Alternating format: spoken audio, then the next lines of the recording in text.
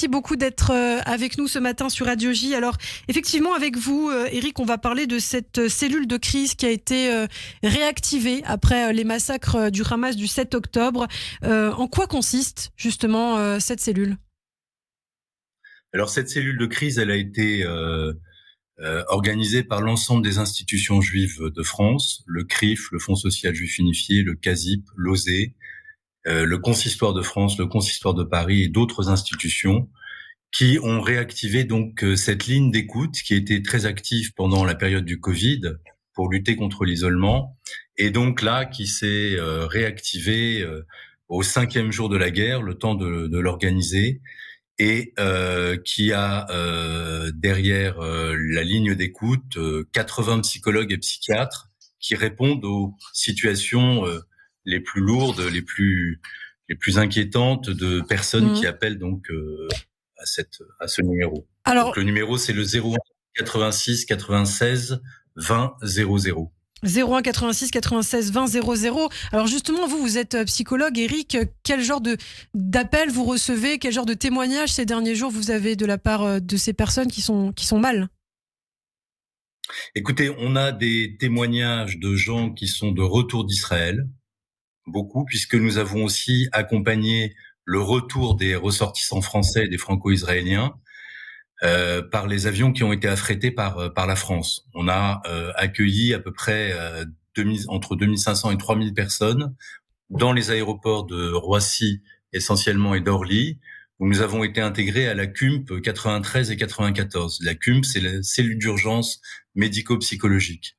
Et donc, on avait organisé avec cette CUMP et la Croix-Rouge des corners, des coins pour accueillir les enfants avec des jouets, pour essayer de les réintégrer dans une vie normale et de créer une espèce de sas entre ce moment de la guerre qu'ils ont vécu et le retour en France. C'est-à-dire qu'on a là des appels de personnes qui ont par exemple de la famille en Israël, qui sont très inquiètes aussi par la montée de l'antisémitisme, ce genre d'appel-là. Hein.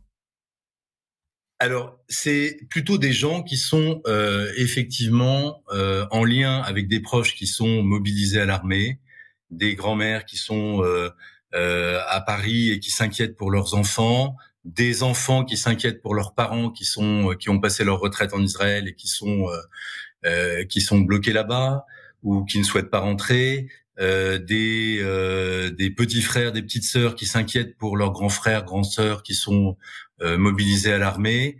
Donc on a tous ces cas-là qui se présentent.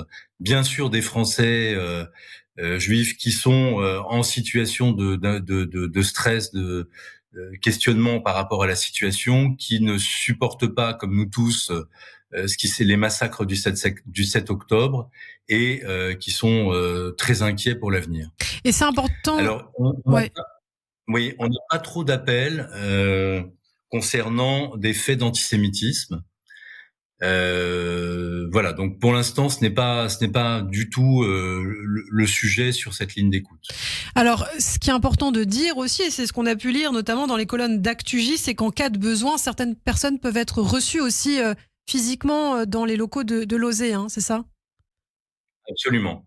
Donc moi, je suis directeur général adjoint de l'OSE et la ligne d'écoute est coordonnée par le docteur Aviva Memoun, qui est elle-même responsable, directrice du centre de santé de l'OSE qui se situe boulevard Picpus.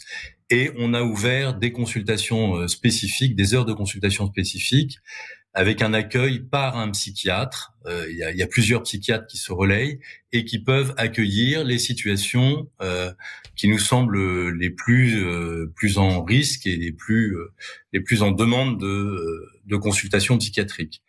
Le gros des troupes, entre guillemets, de notre ligne d'écoute, ce sont des psychologues, et on a une quinzaine de psychiatres qui travaillent avec nous.